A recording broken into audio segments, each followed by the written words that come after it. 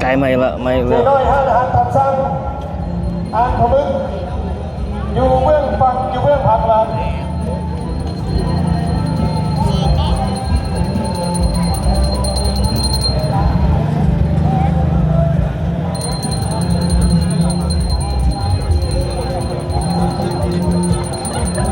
ลงพาแล้วครับ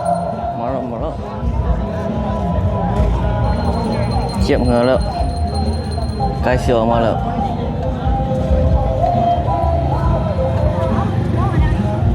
ลงพายแล้วไผ่ชนะมีคนหมายทางนั้นก็ลำบ้างฟังเมื่อกรรมการชนะจะเข้าไปทำให้ไม่ได้ของสายเลยแต่ลำบ้างฟังชนะจะจำเป็นต้องได้จงสละมีรองแถมให้พี่น้องเบิกอีกหนึ่งรอง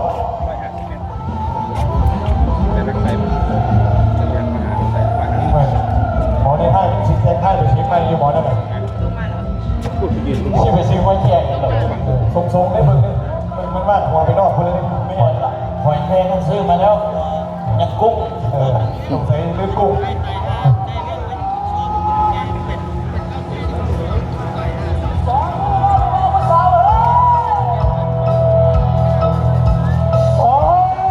มาแล้ว มา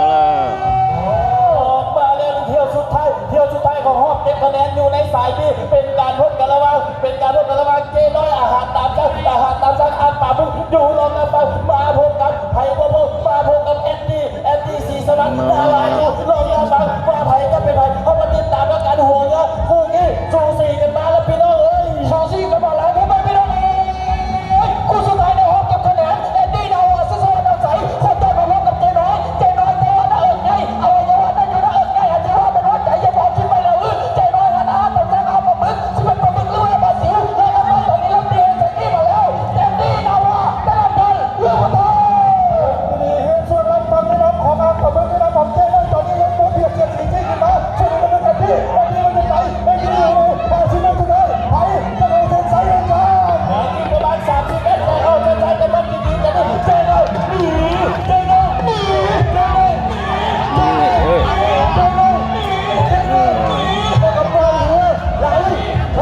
เส้นใช่เรียบเลย เจน้อยอ่างป่าบึกกรรมการผู้ทรงเกียรติบรรษาเรือดีสนาในเรือนี้แก่เจน้อยห้าอาหารตามสั่งอ่างป่าบึกเป็นเรือสนะส่งผลให้แอนดี้ดาวาซีสวัสดิ์นำใส่โต๊ะหอบรวมหอยแครงแบบสบายเก่าสุดท้ายละ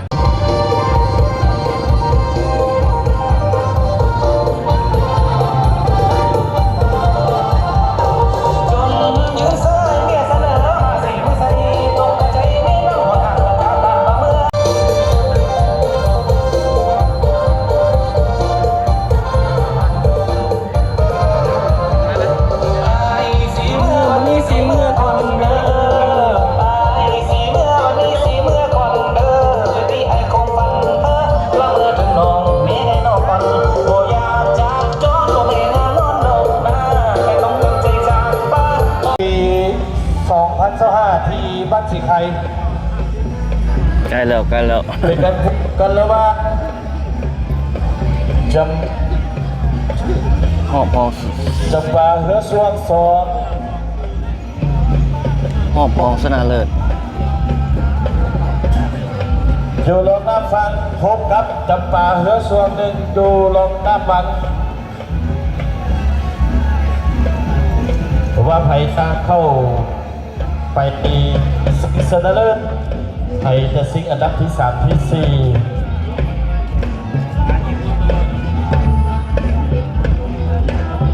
นี่เขาจะตีกองไว้จุ่ม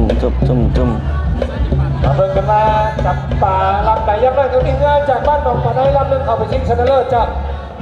เจ้า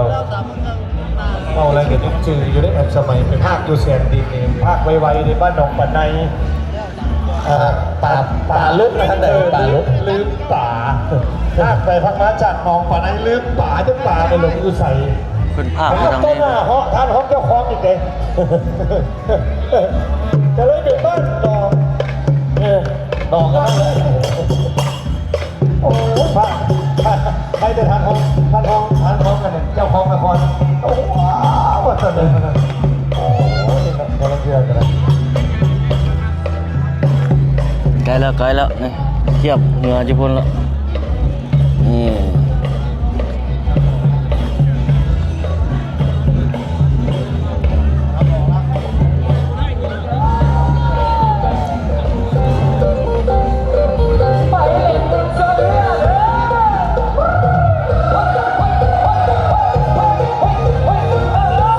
ทางนั้นบนคนหลายแล้วนะตามถนนหนทางเอามาเมื่อกี้คนเริ่มมาหลายแล้วมันแดดเริ่มบ่ฮ้อนแล้วคนเริ่มหลาย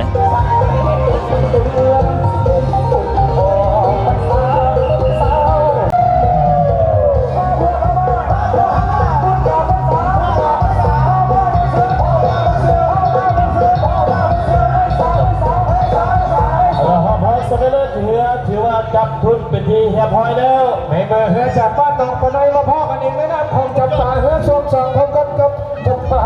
เฮือส่วนหนึ่งเจ้าลำหนึ่งใช้สีไทยจากพิทักษ์บ้านฐานแรงลงอาจจะฟองลำบังอยู่เบื้องฝั่งประเทศไทยเจ้าส่วนอีกลำหนึ่งเบื้องทางกรรมการเบื้องฝั่งเฮานี่เป็นสีไทยจากบ้านนาล่องเบื้องอาจจะฟองเช่นเดียวกันเจ้าไทยชนะเข้าไปชิงชนะเลิศรุ่นนับเป็น10 ล้านกีบเจ้าไทยเสียขาดขึ้นเป็นปัญหาล้าน ใกล้แล้วใกล้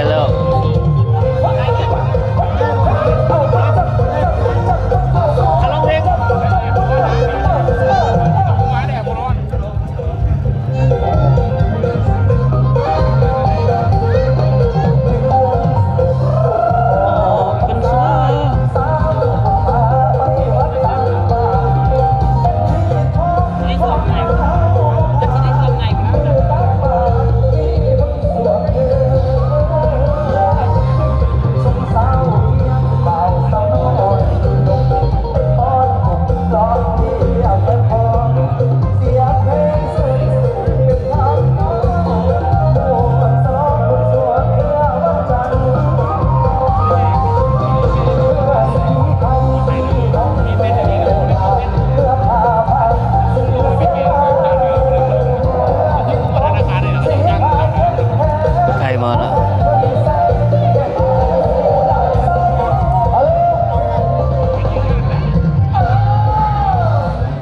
โอเคก็เชื่อกับพร้อมเพื่อกับพร้อม มาใกล้แล้วครอบครัวคนจอดมาพูดกันเองแล้วว่าจับปางเงินส่วนหนึ่งผมกับจับปางเงินส่วนสองเบิ่งแล้วผมต้องที่เอากันอีก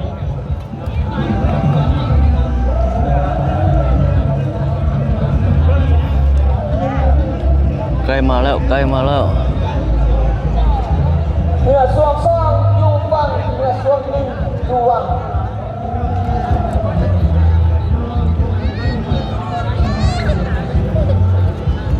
เดี๋ยวทั้งสองลำนิ่งเลยมาแล้วออกมาแล้ว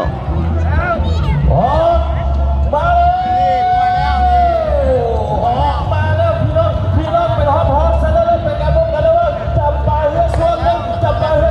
อยู่แล้วนะมันมาพบกันจับปลาเฮือส่วนสองอยู่แล้วว่าไผ่ก็เข้าไปสิชนะเลยซีเอาเงิน10 ล้านหรือว่าไผ่จะไปที่ระดับที่3ซีเอาเงิน5 ล้านมาแล้วพี่เอาแล้วคู่นี้ต้องไปสิเป็นสักคนแต่ก็ยังกันไหนสักคนกับเมียมาแล้วคู่นี้คนตะวันตะวัน โอ้สูสี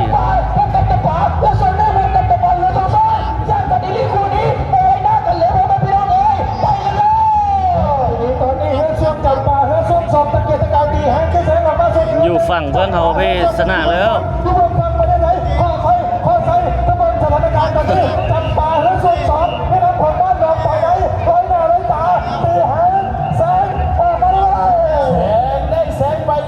บ้านหนองปะไนอะจะเข้าใส่กันมาส่วนสองนี่จับปลาสองนี่จับปลาสองนี่แล้วก็ไปเรือไหลเข้าเส้นใช่รอสุดท้ายยังต้องได้คัดเข้ามาอีกเนาะแต่ประกาศเป็นช่องเกมวอลเลย์บอลทัชในเรือจับปลาเรือส่วนสองเข้าไปชิงชนะเลิศส่วนจับปลาเรือส่วนต้องหอบไปดินในหอบอันดับที่3ครับและเรือคูซิงที่จะเข้าไปชิงชนะเลิศในห้องพร้อมชนะเลิศคนที่2กำลังจะปล่อยลงมาครับเป็นแดงพวกกันระหว่างเจน้อยห้านอาหารตามสั่ง างปลาบึกอยู่บล็อกหน้าวังกระทรวงจากบ้านไงเมืองสีโคตรเจ้า เกี่ยวมาแล้ว โคจรมาพ่อกันครับเนื้อส่วนเพชรพรธิดาตุ้ยซัดยางงัวจากบ้านดงแปงเนี่ยเมืองหาดไซฟองอยู่ลำน้ำฟังเจ้ากระทรวงในตำนานบ้านที่หงในงานแท้นะเจ้าในน้ำของพี่น้องบ้านสีไทยบ้านสีโคตร เอาลงนั่นทุกคนได้วันนี้สับมาเบิ่งอยู่ใน น้ำของตุ้ย บุญส่งนะบ้านสีไข่ น้อยห้างอาหารตามสั่งอ่างต่อเป็นน้ำโชคจากบ้านอ่างใหญ่เดียว ใกล้มาอีกละ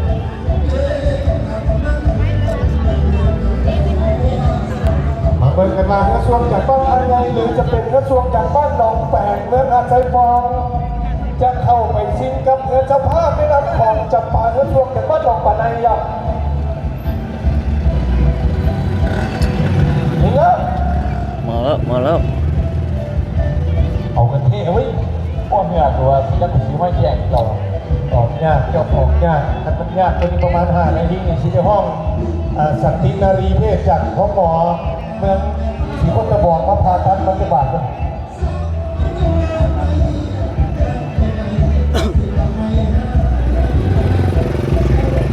ยังโมนี่ยังโมได้ ออกยากเนาะทุกคนมันน้ำไหลแห้งหรือเปล่า น้อยห้านอาหารกับการจุบวันไม่พายยังซี่อยู่เทิงนั่นแสดงว่ายังโมพอที่จะออกกับส่วนน้ำไหนเป็นเนื้อเพชรพรธิดาตุ้ยสักอย่างงัวในน้ำของบ้านดงแปนมันอาจจะฟองยับ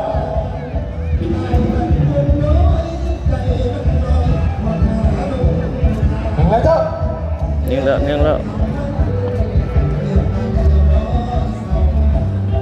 เบิ่งกันว่าอ่างปลาบึกสีพายจากบ้านนั้นไงมาพบกันครับสีพายจากบ้านเกิดเจ้าใครจะเข้าไปชิงชนะเลิศกับสีพายจากพิทักษ์จันทร์ล่อป่วยหนักป่วยสาอยู่นี่ครับอ๋อมาแล้ว พี่น้องห้องหอมชนะเลิศลำไผ่จะเข้าไปชิงชนะเลิศกับจำปาเฮือสวงสองเพราะว่าจำปาเฮือสวงสองเอาชนะมาแล้วโดยเว้นกันดีๆหอมนี่เป็นการพบกันระหว่างพรพธิดาตุ้ยสังอย่างว่าดูลองนับฟังมาพบกันเจน้อยห้านอาหารตามสั่งอากระพึกดูลองนับฟังหัวเหือคู่ขี้สูสีกันออกมาแล้วพี่น้องสู้กันมาพ่อพี่น้องคุยใส่กันอย่างเต็มที่งัดเต็มย่างมันน้ำนี่พบกันเป็นไฟกงไว้ผู้พันและซ่าหน้าหมูคนเดินมาพบกันเลยว่าเจน้อยอาหารตามสั่งเอาปึกรู้ว่าจะมาแล้วโอ้อยู่ฝั่งสนามแล้ว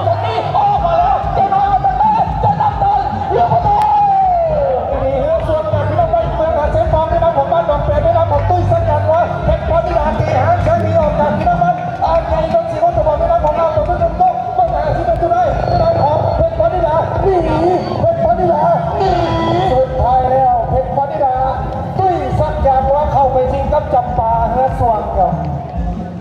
เงียบไม่จับดูหลังเพลงจะมา ผู้สาวมาได้มั้งผู้สาวน้อยมาได้หลายเลย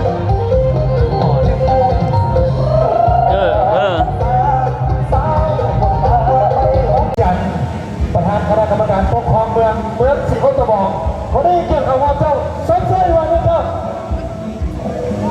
นี่เราบอกผู้เป็นเจ้าผู้เป็นนายเพื่อนมาสร้างเพื่อนไม่เดียบบุญชมเงาแล้วพี่น้องผ่าเบิ้งพ่อคิงชนะเลิศและสำคัญผ่ามอบรางวัลอันดับที่1 2 3 4นำด้วยและตอนนี้เฮือคูซิงอันดับที่3กำลังจะถูกปล่อยลงมาเจ้าจะเป็นการพบกันระหว่างเฮือส่วนจำปาเฮือส่วนหนึ่งจากบ้านหนองปะไนเมืองศรีโคตรบอกจะพบกันกับเฮือส่วนอ่างปลาบึกน้ำโซ่ห้างอาหารเจ้น้อยตามสั่งเหยาห้างอาหารตามสั่งเจ้น้อยจะอยู่เบื้องหลังเจ้าแต่เฮือส่วนที่อยู่เบื้องฟังอยู่เบื้องทางกรรมการอยู่เบื้องฟังประเทศลาวเฮาส่วนอ่างปลาบึกน้ำโซ่ห้างอาหารเจ้น้อยตามสั่งเมนจะอยู่เบื้องหลังอยู่เบื้องฝั่งประเทศเพื่อนบ้านประเทศไทยเนี่ยมาเบิ่งกันว่าไทยจะชนะขั้วอันดับที่3ขั้วคันรางวัล1 หน่วยความเงินสด 5 ล้านกีบและไทยจะคว้าอันดับที่ 4 จะได้เงินสด 3 ล้านกีบแต่บอกนี้ขันตามลำดับด้วยเจ้า อันนี้ที่3ที่4ที่ เ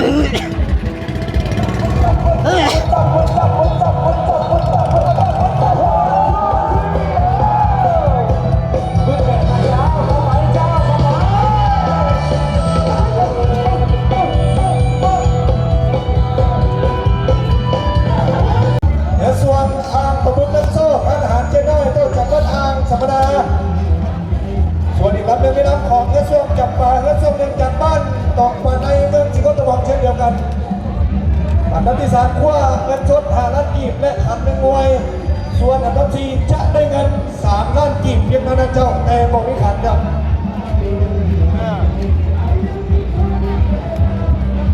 ที่3ที่4เนาะเสียงที่3ที่4บัดนี้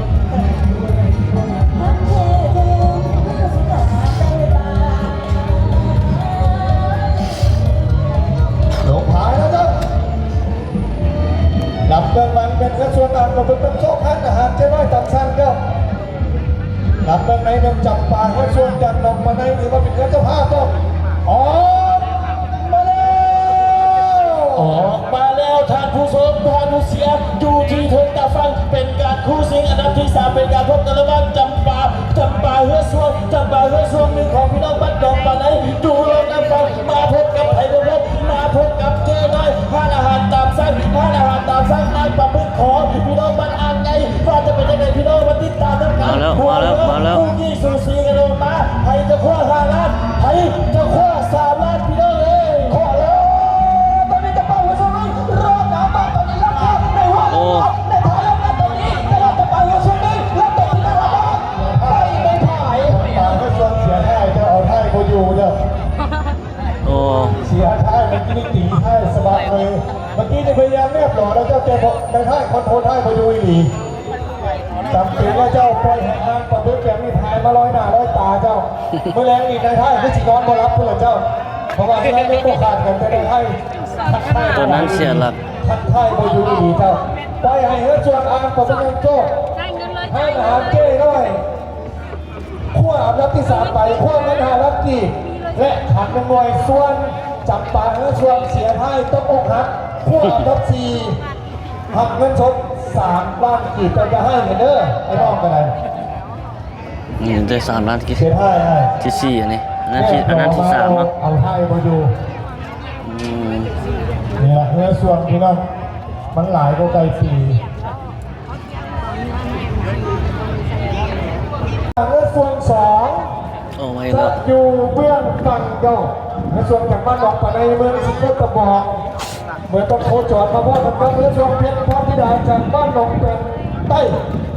เมืองอาจเซนฟองเพชรพรธิดาตุ้ยสักยามัวเจ้าเนี่ยสัตว์ประเภททรงเขาประกวด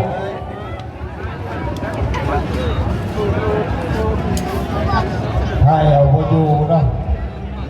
แต่ยังหน่อยก็ได้ซีดอกที่สิบให้กันแห้งที่บอกกันตรงพ่อมาว่าอีกอย่างเนาะความชิงชนะเลิศคู่สุดท้ายได้สุดของปีนี้แล้วอีกปีหน้า365 วันต่อไปคอยว่ากันอีกเช่นนึงเจ้าปีหน้าถ้าเป็นไปได้ยกระดับขึ้น30 15คงจะมวนก็สมควรเพราะว่าทางน้ำทางนี่เหมาะสมอย่างนี้เริ่มง่ายหัวไอ้นอกอีกประมาณจะ3 แบบนี่ปั๊บปักซิบเลยเจ้า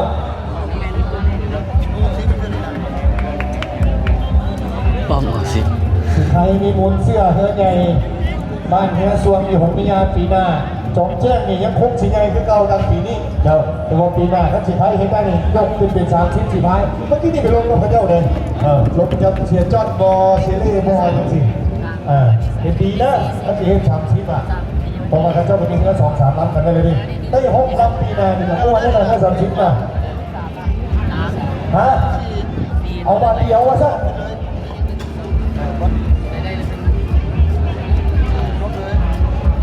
ใกล้แล้ว จะเป็นกระทรวงจากบ้านหนองแปนเมืองหาดทรายกองจะขั้ว10 ล้านกีบพร้อมขันจากท่านประธานคณะกรรมการปกครองเมืองสิงคโปร์ไปครองในปีนี้ ส่วนอันดับที่ 2จะได้รับเงินสด7 ล้านกีบ ขันอีก1 หน่วยเช่นเดียวกันครับ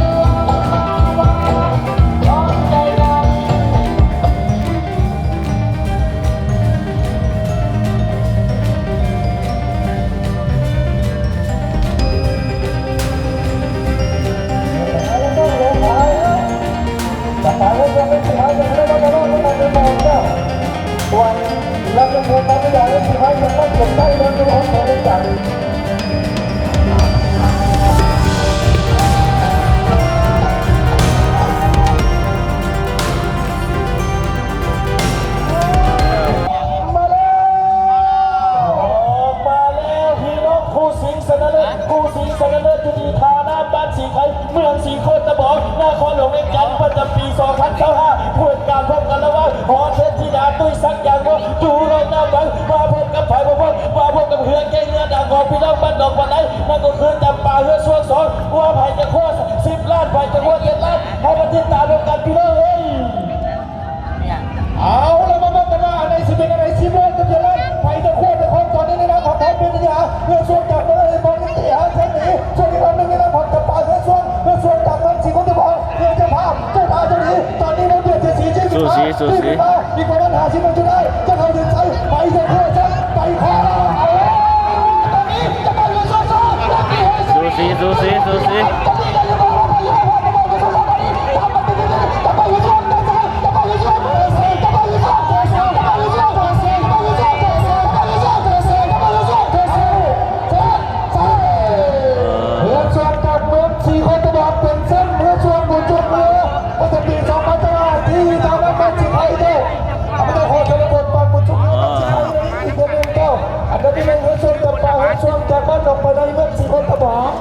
นักที่สองเป็นเจ้าช่วงหอนปฏิดาตุ้ยสักอย่างหัวจากบ้านหนองแปลงเมืองอาใจกองอันดับที่3เป็นเจ้าช่วงอ่างตะบุกน้ำโซ่ห้านอาหารเจน้อยจากบ้านอ่างไงเมืองสีโคตรบอกและอันดับที่4ได้แก่เฮือช่วงจำปาเฮือช่วง1จากบ้านหนองปะไนเมืองสีโคตรบอกเจ้าหมดแล้วนั่นคือผลการแข่งขันและวันนี้พวกเขาเห็นได้ถึงความมันซื่นและความปลอดภัยของนักขี่พายทั้งบกและนาน้ำห้อยส่วนห้อยวันนี้พวกเขาทีมนักกิจกรรมร่วมด้วยข้าพเจ้าสาลีสิริศักดิ์ข้าพเจ้ากิเปมเบ้าแข่งจันทร์ข้าพเจ้าตาเจ็ดให้ ตาเจ็ดให้ก็มาขอจบเพียงเท่านี้พบกันใหม่อีก365 วันข้างหน้าสำหรับวันนี้พวกเราทั้ง3 คนขอกล่าวคำว่าสบายดีไปพูดมาดิหมดแล้วโอ้ทางนี้โลจับ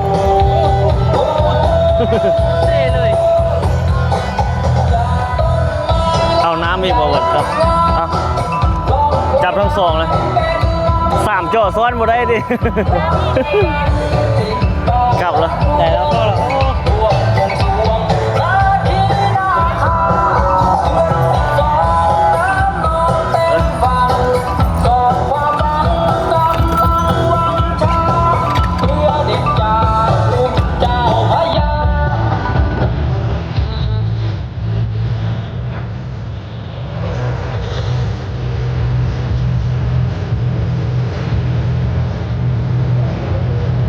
คนหลายบ้างก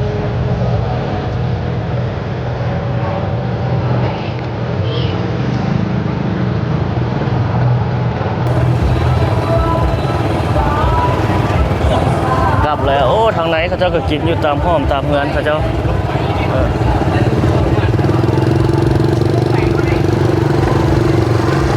จบแล้วบุญส่งเนื้อ2025บนวันสีไข่กลับแล้วคือเป็นแบบนี้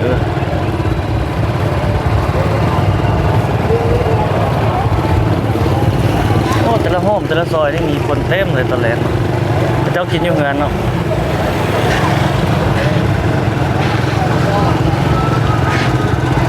ตอนแรงมาแล้วเหนื่อยว่าปุ๊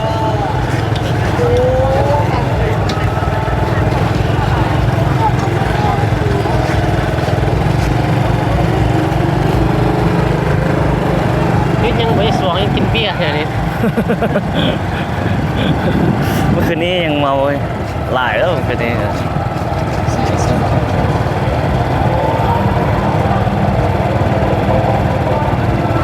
คนเริ่มหลายเนาะตอนแรงมันแดดโอ้ แค่พวกเขาจันอยู่นี่เด้ มาหลาย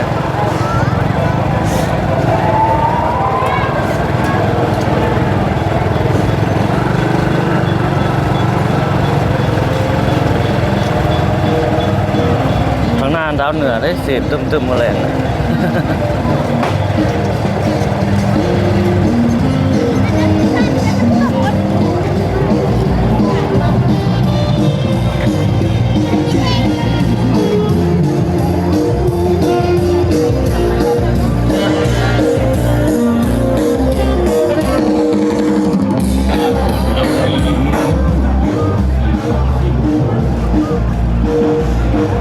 ดาวเหนืออยู่นี่มาแรงนะ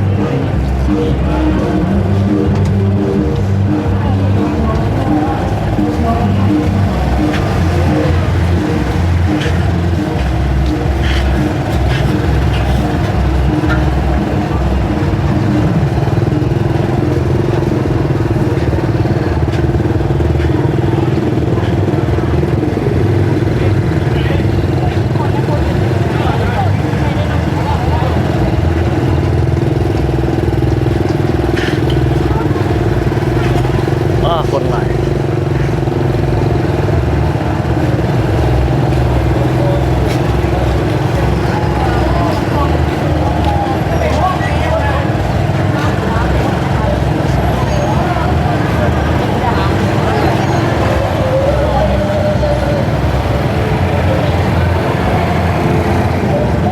เต็มเลยตามห้อมตามซอยเลย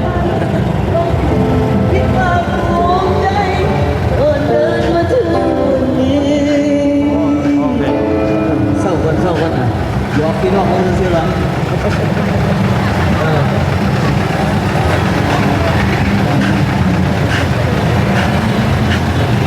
เก่งแน่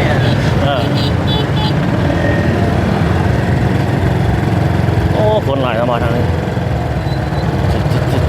จิตบุญส่วงเหนือสีไข่2025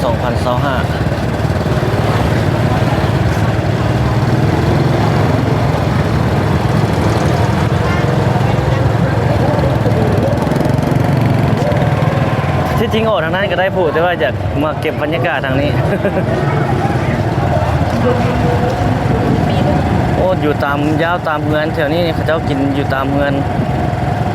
เต็มเลยนี่เรือเขาเจ้ากำลังสิกลับเลยมาใส่นี่ตะกลับตามห้อมตามซอยนี่มีหมดเลยเจ้ากินดิ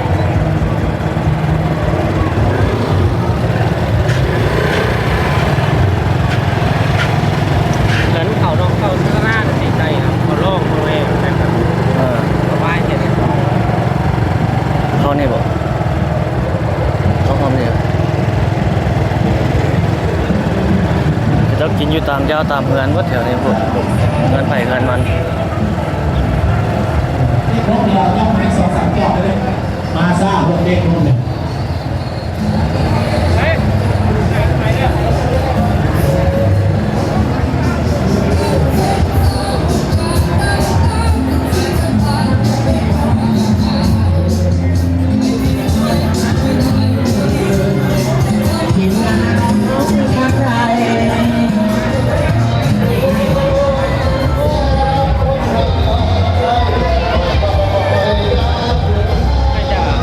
ฮะ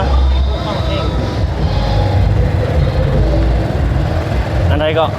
ให้ถึงทุกฟังเพลง แม่นแล้ว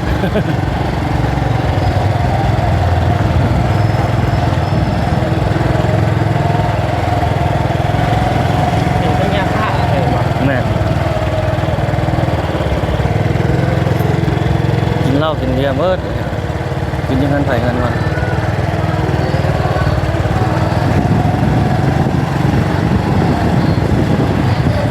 แต่ละห้อมนะซอยนี่มีหมด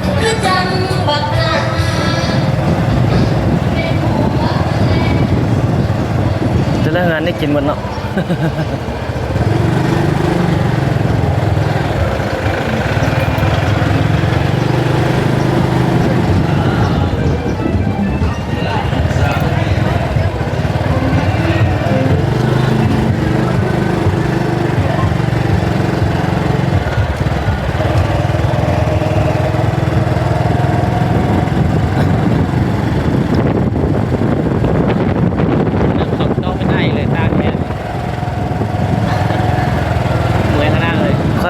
ส่วงครับ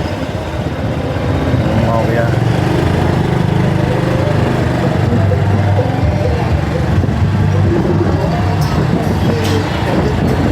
ผ่านเข้ามานี่เขาจะเก็บเงินเลยลัดเอา20,000นี่อยู่แต่ละห้องไม่เข้ามานี่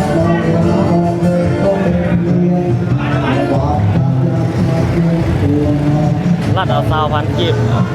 เป็นแบบช่วยเหลือซุ่มยูมอย่างประมาณนี้แหละแต่ละห้องเข้าไปรถจักรเขาเราจะลัดเอาเงินนะ20,000 ต้องกู้ไปรัดเนี่ยเนาะรัดเนี่ยเลย ลัดเท่ค่อยมีปีเลยค่อยเอารถออกมาอีกวันหนึงแล้วมันเขาเจ้าจึงลัดเอา เอามาลูกครับเอามาลูก ตอนเอาไปเมื่อเช้าเขายังบ่ทันนะลัดมาเช้าดิ อยู่บ้านนี่ แม่นซุมยูบ้านนั่นแหละเก็บ20,000กีบรถจักรซุมยูบ้าน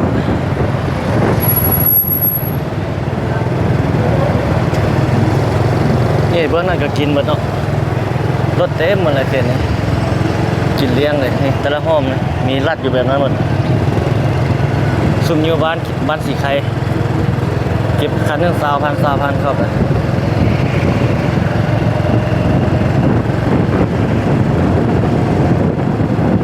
ห้องนี้ก็มีคือกันเมื่อกี้ค่อยเข้าไปแล้วค่อยออกมาบ้านหนึงเลยออกมาแล้วเข้าไปเขาจะกินทำไมนะ ทำไมอ่ะ ออกมาโซ่บนจอดรถอันนี้ลัดเลย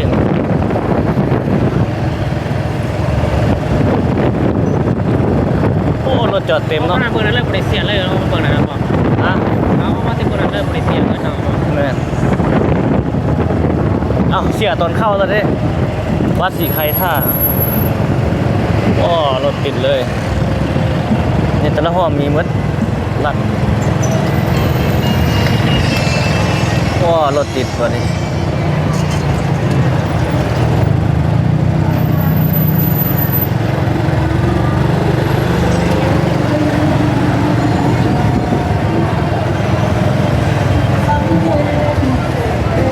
กินมืดเลยเนาะ กินเต็มจุดเงินไฟเงินมันแต่ละปะ บุญบาท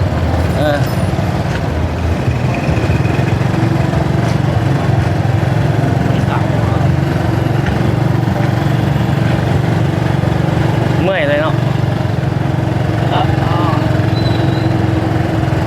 เอ๊ะเขานี่เก็บไปเสียไปทางตัน มันก็เก็บกันหมด เก็บแต่ละห้องเก็บไว้นะเงินซุกยูบ้าน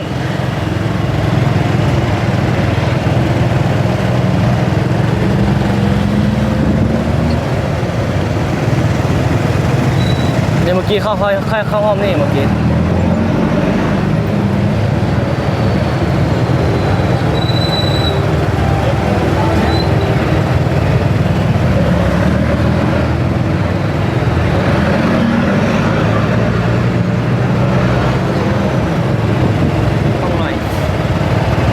บาท โอ้รถไหลรถสาว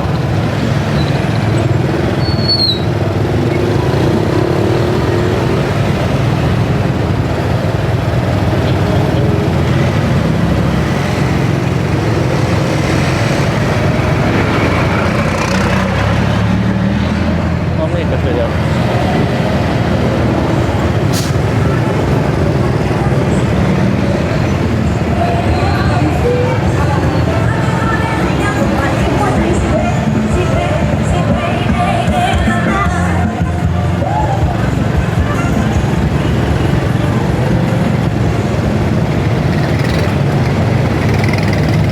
เต็มเลยเนาะ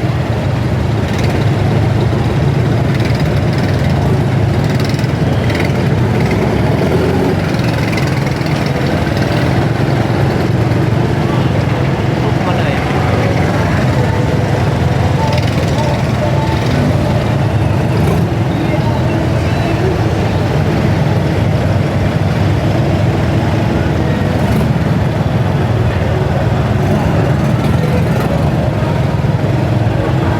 เจ้ากินอยังเงินเต็มเนาะ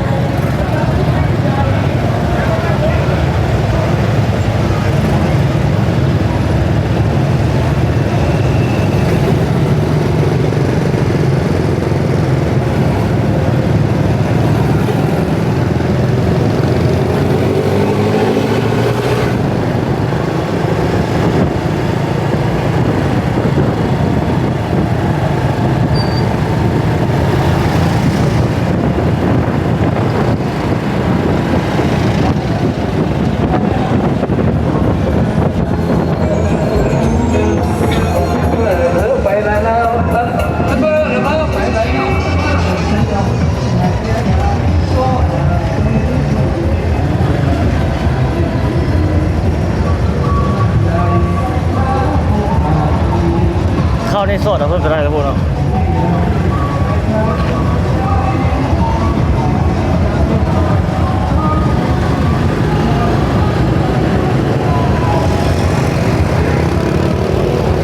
บ้านดิน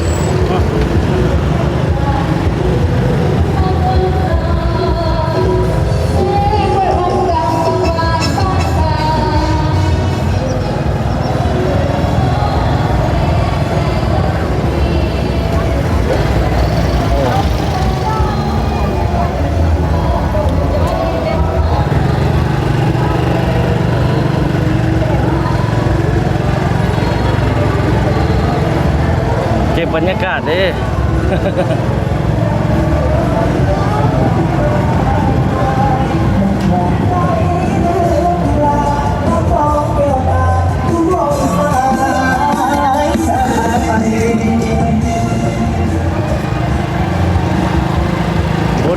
บุญ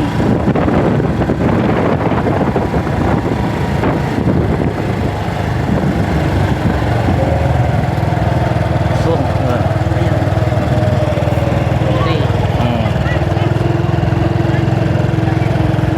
โอ้ทางนี้มายังมี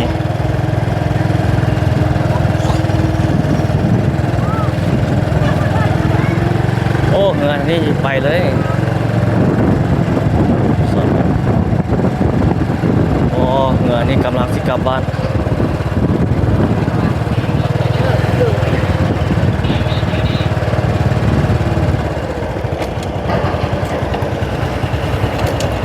โอ้ฝนนั่นคือที่ตกเนาะ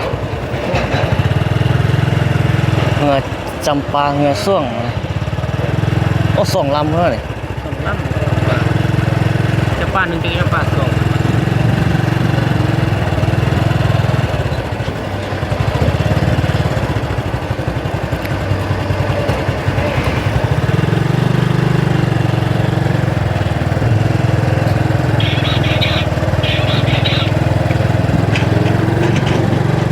โอ้นี่ก็จะกำลังแปลงอยู่นี่ก็ได้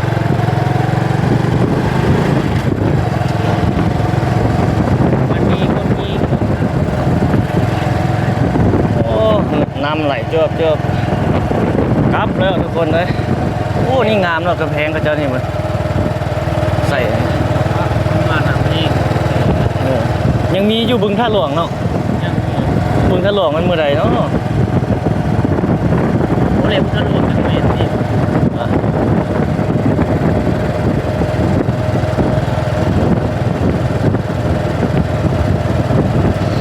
จังหน่อยเราบ่พูดส่ง QR ให้เด้อยืมของ บ่ได้เอาเงินสดมาแล้วเนี่ยนี่ผู้สาวไปบุญอ่ะ เทียบมาเลย ประมาณนี้ซะทุกคนนะยาวยืดสมควรแล้วเนาะพบกันใหม่คลิปถัดไปสบายดี